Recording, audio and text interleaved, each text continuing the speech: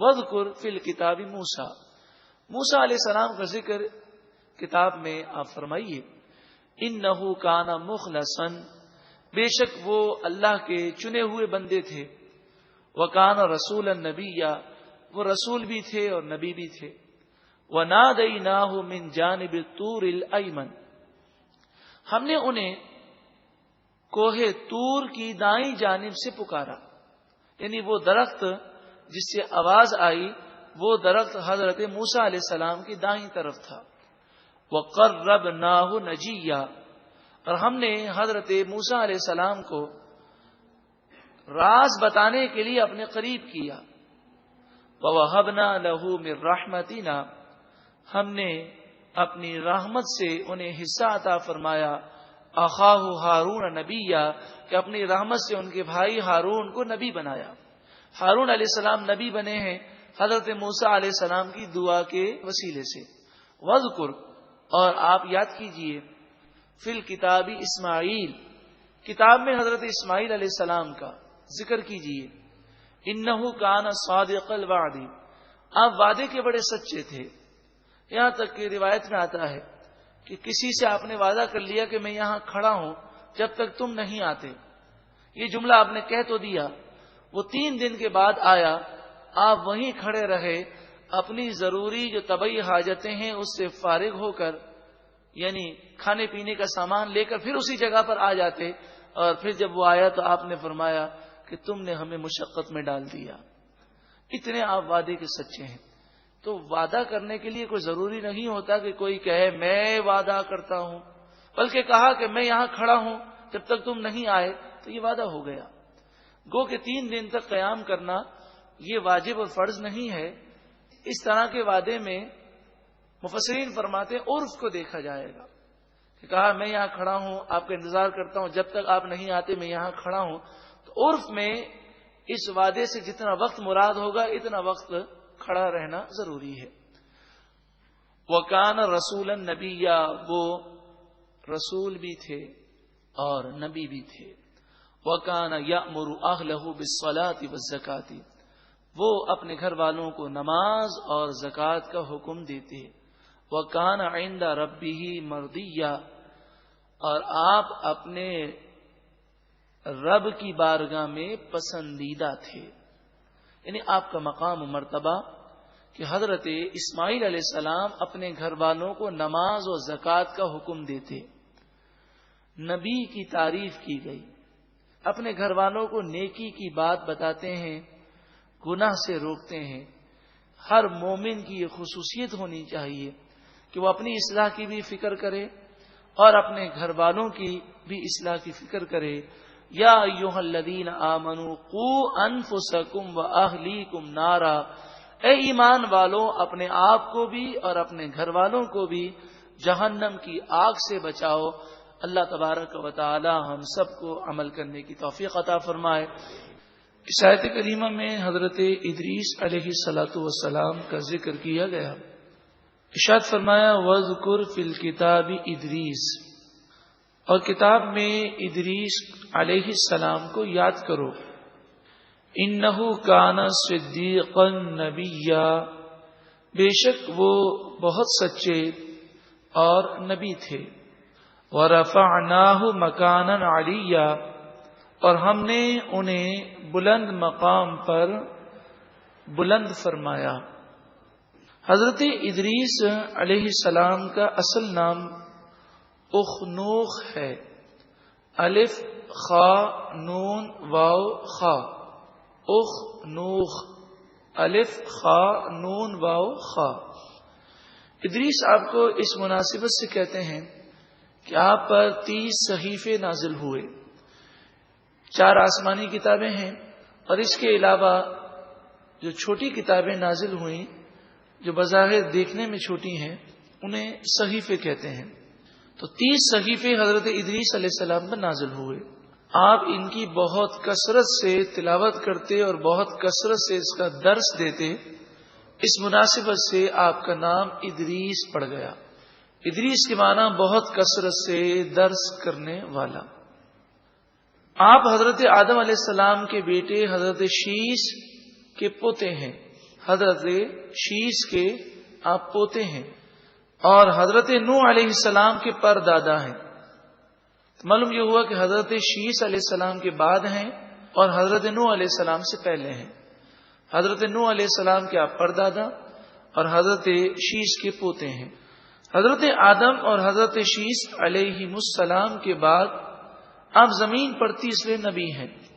آپ نے کئی چیزیں ایجاد فرمائی. مثلا علم حساب کے موجد آپ ہیں. فن کتابت، لکھنے کا فن، سب سے پہلے آپ ہی نے قلم بنایا اور قلم سے آپ نے لکھا. اس کے موجد ایجاد کرنے والے آپ ہیں. فن خیاطت یعنی سلائی کا فن، اس کے بھی ایجاد کرنے والے آپ ہیں کہ آپ سے پہلے سب وہ چمڑے کا لباس پہنتے تھے، یعنی جانوروں کی کھالوں کو پہنا جاتا تھا. سب سے پہلے آپ نے لباس بنایا اور کپڑے کو آپ نے سیا. ناپ تول کے آلات بنانے میں بھی آپ موجد ہیں، ان کو ایجاد کرنے والے ہیں. سب سے پہلے اسلحہ بھی آپ نے بنایا، جیسے تلوار، تیر، نیزے وغیرہ. اور سب سے پہلے جہاد اسلامی کرنے والے بھی حضرت ادریس علیہ السلام ہیں کہ قابیل جو آگ پرست ہو گیا تو اس کی اولاد آگ پرست ہوئی. تو آپ نے قابیل کی اولاد سے جہاد کیا اور انہیں غلام اور کنیز بنایا. سب سے پہلے جہاد کرنے والے اور کافروں کو غلام و کنیز بنانے والے حضرت ادریس علیہ السلام ہیں. ایک روایت کے مطابق عراق کے شہر بابل میں آپ پیدا ہوئے. دنیا میں آپ 82 سال کی عمر تک رہے، 82 ایئرس.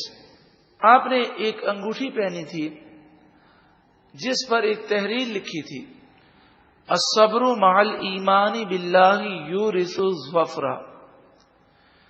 جس کا مفہوم یہ ہے کہ ایمان اور صبر اگر دو چیزیں کسی کو نصیب ہو جائیں تو کامیابی اسی کے لیے ہے. اسی آیت کریمہ کے تحت امام جلال الدین سیوطی الشافعی علیہ رحمہ تفسیر در منصور میں ارشاد فرماتے ہیں، عن ابن عباس کانا ادریس خیاطا. حضرت عبداللہ بن عباس سے مروی ہے کہ حضرت ادریس علیہ السلام وہ کپڑے سیتے تھے جسے ہماری اصطلاح میں درزی کہتے ہیں. وَكَانَ لَا يَغْرِزُ إِلَّا قَالَ سُبْحَانَ اللَّهِ. ہمارے یہاں جو لوگ کپڑے سیتے ہیں، خصوصاً درزی حضرات، ان کی دکان پر آپ جائیں تو خوب اللہ اور اس کے رسول کی نافرمانیاں ہو رہی ہوتی ہیں. ایک تو دکان میں تصویریں، پھر گانے باجے، پھر گالی گلوچ. لیکن حضرت ادریس علیہ السلام کی زندگی ہمارے لیے مثال ہے. وَكَانَ لَا يَغْرِزُ إِلَّا قَالَ سُبْحَانَ اللَّهِ. وہ ہر ٹاکے پر ایک مرتبہ سبحان اللہ پڑھتے. فَكَانَ يُمْسِي حِينَ يُمْسِي وَلَيْسَ فِي الْأَرْضِ أَحَدٌ أَفْضَلُ مِنْهُ عَمَلًا. یہاں تک کہ پورے دن آپ کپڑے سیتے رہتے اور اللہ کا ذکر کرتے رہتے، یہاں تک کہ جب شام ہوتی تو روئے زمین پر آپ سے زیادہ عبادت گزار کوئی اور نہ ہوتا. وَكَانَ يُقَسِّمُ دَهْرَهُ عَلَى نِصْفَيْنِ ثَلَاثَةُ أَيَّامٍ يُعَلِّمُ النَّاسَ الْخَيْرَ. آپ نے اپنے ایام کو 2 حصوں میں تقسیم کیا، یعنی اپنے کام کاج وغیرہ آپ کرتے تھے، لیکن اس کے ساتھ ساتھ تبلیغ دین کے 2 طریقے تھے. ایک یہ تھے کہ آپ 3 دن لوگوں کے درمیان رہ کر انہیں خیر فرماتے، یعنی خیر کا درس دیتے 3 دن تک. وَأَرْبَعَةُ أَيَّامٍ يَسِيحُ فِي الْأَرْضِ وَيَعْبُدُ اللَّهَ مُجْتَهِدًا. اور باقی 4 دن ہفتے کے آپ زمین میں سیر کرتے اور گھر گھر جا کر لوگوں کو اسلام کی دعوت دیتے. اور ان 7 دنوں میں آپ چاہے کہیں رک کر 3 دن کے لیے لوگوں کو خیر کی تعلیم دے رہے ہیں یا سفر میں ہیں اور لوگوں کو خیر کی تعلیم دے رہے ہیں، آپ بڑی ہی زیادہ عبادت کرنے والے تھے. وَكَانَ يَسْعُدُ مِنْ عَمَلِهِ وَحْدَهُ إِلَى السَّمَاءِ مِنَ الْخَيْرِ مِثْلَ مَا يَسْعُدُ مِنْ جَمِيعِ أَعْمَالِ بَنِي آدَمَ. آپ کے اعمال جب آسمان کی طرف بلند ہوتے تو روئے زمین کے تمام لوگوں کے نیک اعمال کے مجموعے سے زیادہ آپ کی نیکیاں ہوتی. اس قدر کثرت سے آپ اللہ کی عبادت کرتے. آپ سفر میں تھے، صبح کا وقت تھا، آپ کو بکریوں کا ریوڑ نظر آیا. دور دور تک اور کوئی چیز کھانے پینے کے لیے نہ تھی، اور جو آپ کا سفر جس سمت میں تھا اس سمت میں آپ کو یہ اندازہ تھا کہ شام تک جب ہم وہاں پہنچیں گے تو وہاں کھانے کے لیے کچھ نہیں ہوگا. آپ روزے سے تھے تو کسی نے آپ سے کہا کہ افطار کرنے کے لیے اس بکری کو لے لیجئے. تو آپ نے فرمایا اس کا ریوڑ تو نظر آتا ہے، اس کا مالک نظر نہیں آ رہا، اور مالک کی اجازت کے بغیر بکری کو لینا یہ حرام ہے. تو اس نے کہا پھر ہم شام کو کیا کھائیں گے؟ تو آپ نے فرمایا من حیث نمسی یأتی اللہ برزق فلما امسا اتاہ اللہ برزق الذی کان یأتیہ. آپ نے فرمایا جس نے ہمیں صبح کھلایا ہے وہی شام کو کھلائے گا. جب شام ہوئی تو اللہ تعالیٰ نے آپ کو غیب سے روزی عطا فرمائی. پھر اب کھا کے فارغ ہوئے اور اپنا سفر جاری رکھا تو آپ کو ایک باغ نظر آیا جو انگوروں کا باغ تھا. آپ کے ساتھ سفر کرنے والے نے کہا کہ کچھ انگور اپنے پاس رکھ لیجئے، صبح سحری میں کام آئیں گے، کیونکہ صبح جب ہم سحری کے وقت کہیں پہنچیں گے تو ہو سکتا ہے وہاں پر کچھ کھانے کے لیے نہ ہو. تو آپ نے یہی فرمایا ہمیں شام کو جس نے کھلایا ہے وہی سحری کے وقت بھی کھلائے گا. جب سحری کا وقت ہوا تو اللہ تعالیٰ نے غیب سے روزی عطا فرمائی. اس واقعے میں درس ہے کہ بندہ کوشش ضرور کرے مگر حرام ذرائع کو اختیار نہ کرے. جب حلال ذرائع اس کے سامنے ختم ہو جائیں اور حرام ہی نظر آتا ہو تو وہ اللہ پر بھروسہ کرے اور کہے کہ میں حرام نہیں کماؤں گا، میرا رب مجھے غیب سے روزی عطا فرمائے گا. وعن مجاہد قال رفع ادریس کما رفع عیسیٰ. حضرت امام مجاہد سے مروی ہے، یہ جتنے حوالے عربی چل رہے ہیں یہ علامہ جلال الدین سیوطی الشافعی علیہ الرحمہ نے در منصور، وہ کتاب جو آج سے آپ نے 500 سال قبل لکھی، اور یہ کتاب آج بھی پورے عالم اسلام میں بہت ہی پڑھی جاتی ہے اور بڑی مقبول ہے. اس میں یہ بات لکھی ہے کہ حضرت ادریس علیہ السلام آسمان میں اس طرح اٹھائے گئے جیسے حضرت عیسیٰ علیہ السلام اٹھائے گئے. نبی اکرم صلی اللہ علیہ وآلہ وسلم نے شب معراج ادریس علیہ السلام سے ملاقات چوتھے آسمان پر فرمائی تھی. حضرت ادریس علیہ الصلوۃ والسلام کی دوستی حضرت ملک الموت علیہ السلام سے تھی. ایک دن حضرت ملک الموت آئے اور آپ کے ساتھ 3 دن تک رہے اور کہا میں ملک الموت ہوں، میں اللہ کی رضا کے لیے آپ سے محبت کرتا ہوں، میں آپ کی عبادت سے متاثر ہوں. حضرت ملک الموت علیہ الصلوۃ والسلام سے انہوں نے کہا کہ میں یہ پسند کرتا ہوں کہ موت کا ذائقہ چکھوں. حضرت ملک الموت نے کہا لوگ موت سے بھاگنا چاہتے ہیں اور آپ موت چاہتے ہیں. تو فرمایا تاکہ مجھے زیادہ فکر ہو اور میں زیادہ موت کی تیاری کروں. حضرت ملک الموت علیہ السلام نے آپ کی روح قبض کر لی. پھر دوبارہ آپ کی روح دوبارہ آپ کو عطا کی گئی. پھر آپ نے کہا احب ان ترینی النار حتی انظر الی لمحۃ منہا. آپ نے کہا کہ میں یہ چاہتا ہوں کہ جہنم کو منظر دیکھوں، چاہے ایک لمحے کے لیے دیکھوں. تو حضرت ملک الموت نے کہا کہ آپ تو جہنم سے محفوظ ہیں، آپ تو اللہ کے نبی ہیں. تو آپ نے فرمایا میں یہ چاہتا ہوں کہ جہنم کو دیکھنے سے میرے دل میں اللہ کا خوف مزید پیدا ہو اور میں جہنم سے اور ڈروں. تو آپ کے لیے آپ کو لے جایا گیا اور آپ کو جہنم کے اوپر سے گزارا گیا. آپ نے جہنم کو دیکھا. پھر آپ نے کہا احب ان ترینی لمحۃ من الجنہ، میں یہ پسند کرتا ہوں کہ میں ایک لمحہ جنت کا دیدار کروں. تو ملک الموت علیہ السلام نے عرض کی کہ آپ تو ہیں ہی جنتی. آپ نے فرمایا میں چاہتا ہوں کہ میرا شوق اور میری لگن اور بڑھ جائے. تو آپ کو جنت کا دیدار کرایا گیا. جب آپ نے جنت کا دیدار کیا کہا یا ملک الموت انی احب ان ادخل الجنۃ، میں یہ چاہتا ہوں کہ میں جنت میں داخل ہو جاؤں. فآکل اکلۃ من ثمارها واشرب شربۃ من مائها، اور داخل ہو کر میں جنتی پھلوں میں سے کوئی پھل کھاؤں اور جنتی مشروبات میں سے کوئی مشروب پیوں، میری یہ خواہش ہے۔ حضرت ملک الموت علیہ الصلوۃ والسلام نے فرمایا آپ ایسا کیوں کرنا چاہتے ہیں؟ فَلَعَلَّ ذَلِكَ أَن يَكُونَ أَشُدَّ لِطَلَبَتِي وَرَغَبَتِي وَحِرْصِي، میں یہ چاہتا ہوں کہ جب میں جنتی کسی نعمت کو کھا لوں گا تو جنت کی طلب اور بڑھ جائے گی۔ انہوں نے ایسا کر لیا۔ اب جب جنت میں آپ داخل ہوئے تو آپ سے ملک الموت علیہ السلام نے کہا کہ واپس چلیے، تو آپ نے فرمایا دیکھو اللہ تعالیٰ فرماتا ہے کہ ہر جان کو موت کا مزہ چکھنا ہے، اور موت صرف ایک دفعہ آئے گی۔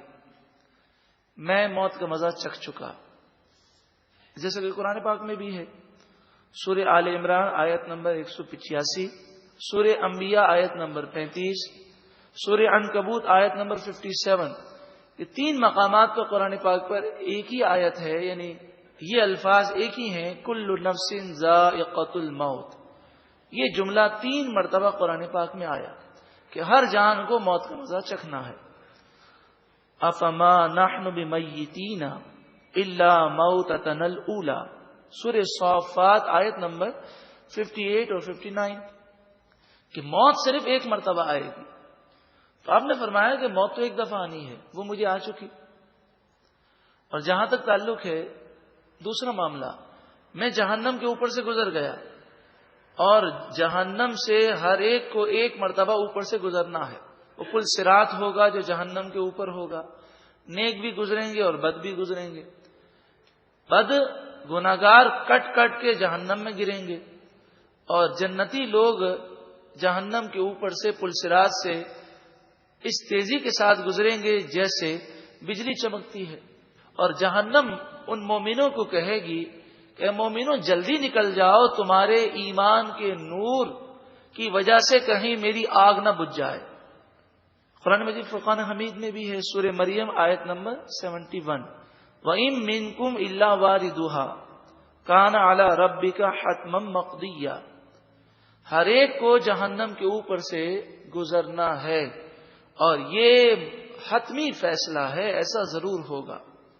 تو آپ نے کہا میں جہنم کے اوپر سے گزر گیا، اور پھر آپ نے فرمایا میں جنت میں چلا گیا، اور اللہ تبارک و تعالی نے قاعدہ مقرر کیا ہے کہ جو ایک دفعہ جنت میں جائے گا اسے نکالا نہ جائے گا۔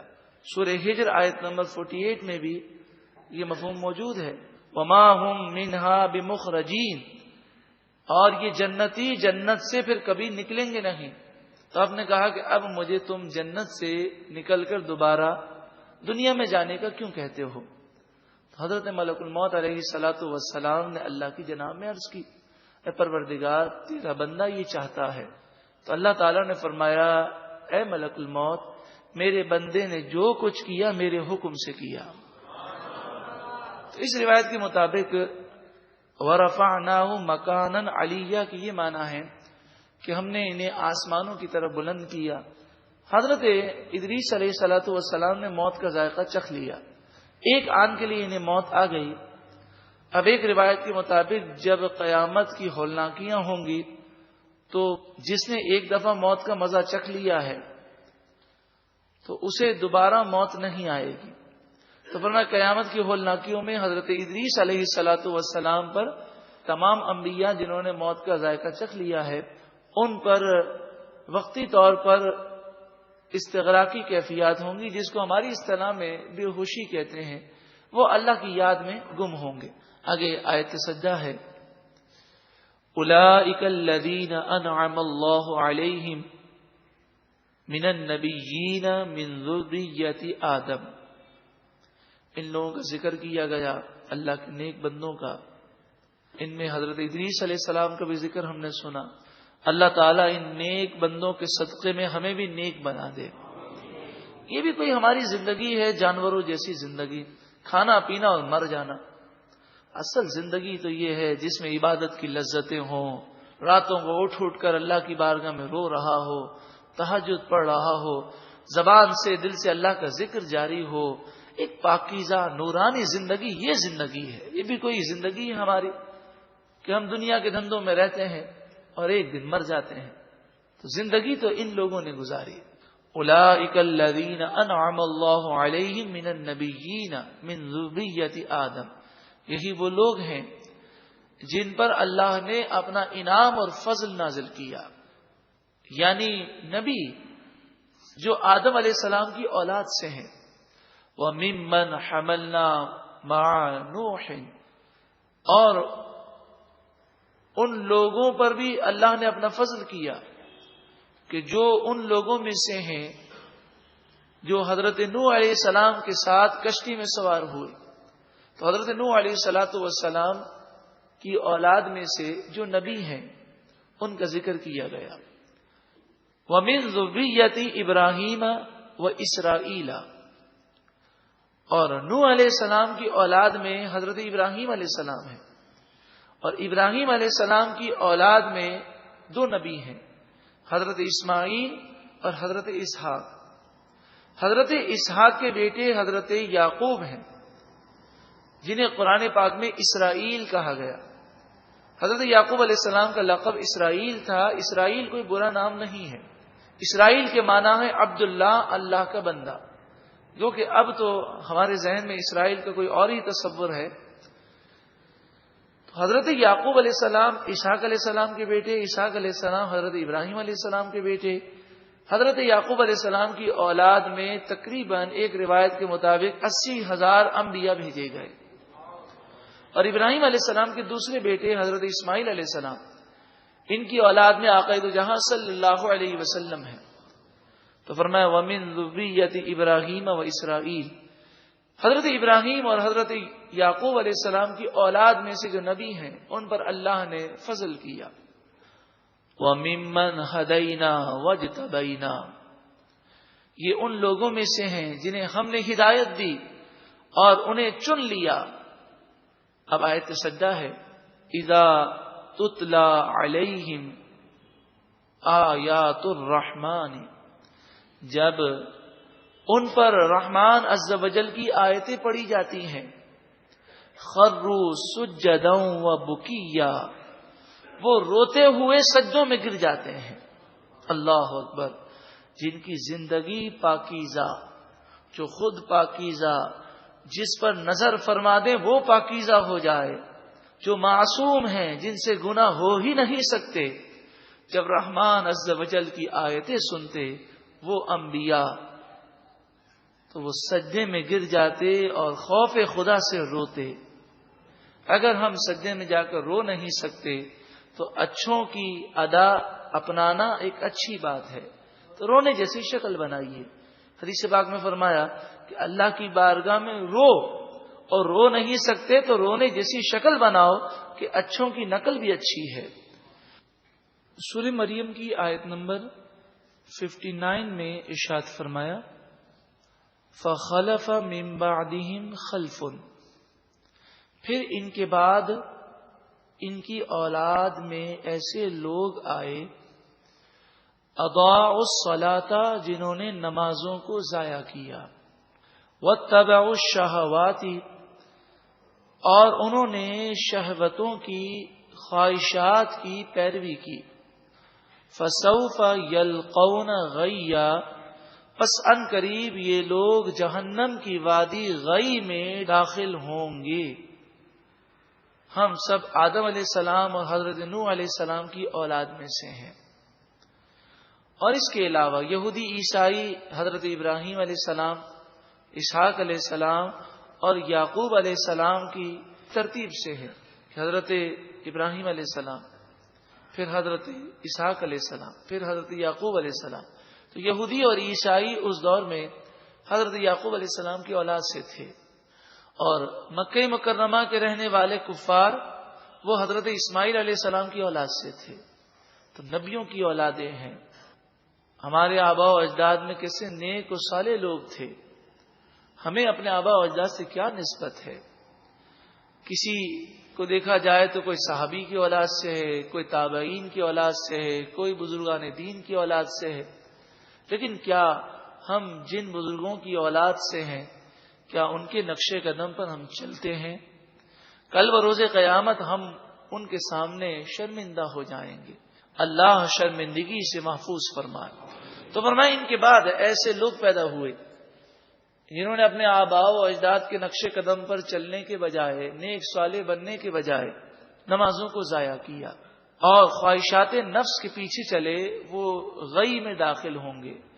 حضرت عبداللہ بن عباس رضی اللہ تعالی عنہما فرماتے ہیں کہ غی جہنم کی وہ وادی ہے جس سے خود جہنم پناہ مانگتی ہے۔ اس کے اندر جہنمیوں کا پیپ اور خون گرتا ہے، اور یہ جہنم کی سب سے خطرناک وادی ہے۔ اس میں بے نمازی کو داخل کیا جائے گا۔ بے نمازی وہی نہیں جو 5 وقت کی نماز نہ پڑھے، بلکہ بے نمازی وہ بھی ہے جو جان بوجھ کر 1 وقت کی نماز قضا کر دے۔ جو 1 وقت کی نماز جان بوجھ کے چھوڑتا ہے، اس کا نام جہنم کے دروازے پر لکھ دیا جاتا ہے۔ اللہ تبارک و تعالی ہمیں پابندی سے نماز پڑھنے کی توفیق عطا فرمائے۔ اور دوسرا فرمایا وَاتَّبَعُوا الشَّهَوَاتِ۔ بتائیے فلمیں ڈرامے کیوں دیکھے جاتے ہیں؟ نامحرم عورتوں سے نگاہیں کیوں نہیں بچائی جاتی؟ کتنا افسوس ہوتا ہے کہ آج مرد اور عورتیں اس قدر شرم و حیا سے دور ہو گئے کہ غیر عورتوں سے یا نامحرم مردوں سے عورتوں کو بات کرنے میں ذرہ برابر بھی شرم نہیں آتی۔ دوستیاں کی جاتی ہیں، اور اب تو ہمارے معاشرے میں اس قدر بے حیائی عام ہونے لگی کہ اس دوستی کو کوئی عیب ہی نہیں سمجھا جاتا۔ حالانکہ جو عورت با حیا ہے وہ بغیر کسی شرعی ضرورت کے، شرعی ضرورت ہے، مجبوری ہے، کوئی مسئلہ پوچھنا ہے، وہ الگ بات ہے، بغیر کسی شرعی ضرورت کے وہ بلا وجہ کسی نامحرم مرد سے بات کر ہی نہیں سکتی، تو پھر دوستی کرنا نعوذ باللہ من ذالک یہ ایک مسلمان عورت سے بہت بعید ہے۔ اور اسی طرح مردوں کو بھی سوچنا چاہیے، جب ہماری نگاہیں پاک ہوں گی، ہماری سوچ پاک ہوگی، تو ہمارے گھر والوں کی بھی سوچ پاک ہو جائے گی۔ مکافات عمل ہے، جیسی کرنی ویسی بھرنی، آخرت میں بھی ہے اور دنیا کے اندر بھی کبھی کبھی اس کو بلکہ اکثر اوقات دکھایا جاتا ہے۔ بلکہ حدیث پاک کے مطابق انسان جو گناہ کرتا ہے اس کا رزلٹ ضرور آتا ہے دنیا کے اندر۔ ہمیں محسوس نہ ہو اور ہم کہیں یہ حالات اس طرح بدل گئے، یہ غلطی ہو گئی، لیکن حقیقت یہی ہے کہ گناہوں کی وجہ سے مصیبتیں، پریشانیاں، ٹینشن، فکریں آتی ہیں۔ وما اصابکم من مصیبت فبما کسبت ایدیکم، تم پر جو مصیبتیں آتی ہیں تمہارے گناہوں کی وجہ سے آتی ہیں۔ الا مگر من جو کوئی تابا توبہ کرے، وہ آمنا اور ایمان لائے، وہ عامل صالحا اور اچھے عمل کرے۔ جو اس آیت کو سن کر توبہ کر لے، ایمان لے آئے اور اچھے عمل کرے، فَأُولَئِكَ يَدْخُلُونَ الْجَنَّةَ، پس یہ لوگ جنت میں داخل ہوں گے۔ وَلَا يُظْلَمُونَ شَيْئًا، کچھ بھی ان پر ظلم نہ کیا جائے گا۔ جنات عدن التی وعد الرحمن عبادہ بالغیب، اس جنتوں میں باغات میں رہیں گے جو ہمیشہ رہنے والے ہیں۔ یہ وہ وعدہ ہے جو رحمان نے اپنے بندوں سے وعدہ کیا۔ بالغیب، یہ غیب کا وعدہ ہے، تم نے دیکھا نہیں مگر اس پر یقین رکھو۔ انہ کان وعدہ مأتیا، بے شک رحمان عز وجل کا وعدہ ضرور پورا ہوگا۔ لا یسمعون فیہا لغوا الا سلاما، وہ اس جنت میں کوئی بیہودہ بات نہ سنیں گے، وہاں نہ لڑائی ہوگی، نہ جھگڑا ہوگا، نہ غیبت ہوگی، نہ جھوٹ ہوگا، ایسا ماحول ہی نہ ہوگا بلکہ ایک نورانی ماحول ہوگا۔ الا سلامن، ہر وقت وہ سلام سلام سنیں گے، سلامتی ہوگی، ایک دوسرے کو سلام کیا جائے گا، محبتیں ہوں گی، فرشتے سلام کریں گے، فرشتے اللہ کا سلام پیش کریں گے۔ وَلَهُمْ رِزْقُهُمْ فِيهَا بُكْرَةً وَعَشِيًّا، اور جنتیوں کے لیے صبح و شام رزق ہے، صبح و شام انہیں کھانے پیش کیے جائیں گے۔ صبح و شام سے مراد ہے ہمیشہ، کیونکہ جنت میں رات نہیں ہوگی، جنت میں اندھیرا نہیں ہوگا، بلکہ جنتی ہر وقت اللہ کے نور میں ہوں گے۔ تِلْكَ الْجَنَّةُ الَّتِي نُورِثُ مِنْ عِبَادِنَا، من کان تقیا. اللہ اکبر. جنت کس کو ملے گی؟ فرمایا یہ وہ جنت ہے، ہم اپنے بندوں میں سے بعض بندوں کو اس کا وارث بنائیں گے. کنہیں؟ من کان تقیا، جو اللہ سے ڈرنے والے ہوں گے، جو خوف خدا کی وجہ سے گناہوں کو چھوڑ دیں گے، ان کے لیے جنت ہے. جبریل امین حضور کی بارگاہ میں حاضر ہوئے. نبی اکرم صلی اللہ علیہ وآلہ وسلم نے فرمایا کہ جتنی مرتبہ آپ آتے ہیں اس سے زیادہ نہیں آ سکتے، کیونکہ آپ کا آنا ہمیں بہت اچھا لگتا ہے. جبریل امین نے عرض کی وما نتنزل الا بامر ربک، ہم آپ کے رب کے حکم ہی سے نازل ہوتے ہیں. لہو ما بین ایدینا وما خلفنا وما بین ذالک، اللہ ہی کے لیے ہے جو ہمارے آگے ہے، جو ہمارے پیچھے ہے، جو اس کے درمیان ہے. یعنی ساری کائنات کا مالک اور خالق وہی ہے. وما کان ربک نسیا، آپ کا رب کسی بات کو بھولتا نہیں ہے. رب السماوات والارض وما بینہما، اللہ آسمان و زمین کا پالنے والا، اور آسمان و زمین میں جتنی چیزیں، جتنی مخلوق ہیں، سب کا پالنے والا ہے. فاعبدہ، بس اللہ ہی کی عبادت کرو. واصطبر لعبادتہ، اور اللہ کی عبادت پر صبر کرو. مراد یہ ہے کہ فرائض، واجبات، سنت پر عمل کرنے میں مشکلات آتی ہیں، تو مشکلات کی پرواہ نہ کی جائے، صبر کیا جائے اور برداشت کر کے اللہ کی فرمانبرداری کی جائے. اسی طرح گناہ سے بچنے میں بھی نفس کا حملہ ہے، شیطان کا حملہ ہے، لوگوں کی باتیں ہیں، ظاہری نقصان ہے. ایک جھوٹ بول دیں تو مال بک جاتا، سچ بولا سامنے والے نے لینے سے انکار کر دیا. ایک آزمائش ہے، تو اس موقع پر وہ صبر کرے، برداشت کرے، اور اس بات کا عقیدہ رکھے کہ جو روزی لکھی ہے وہ مرنے سے پہلے ضرور ملے گی. اس وقت موت نہیں آئے گی جب تک کہ جو روزی لکھی ہے وہ نہ مل جائے. اب بندہ اگر صبر کر لے تو حلال ذریعے سے مل جائے گی، اور جلد بازی کرے اور حرام ذریعے سے اختیار کر لے تو اس کے لیے پکڑ ہے. هل تعلم له سمیہ، کیا تم اللہ جیسا نام کسی اور کے لیے پاتے ہو؟ ایسے نام والی کوئی شخصیت ہی نہیں ہے. ایک مرتبہ محبت کے ساتھ درود و سلام پڑھی. اللہم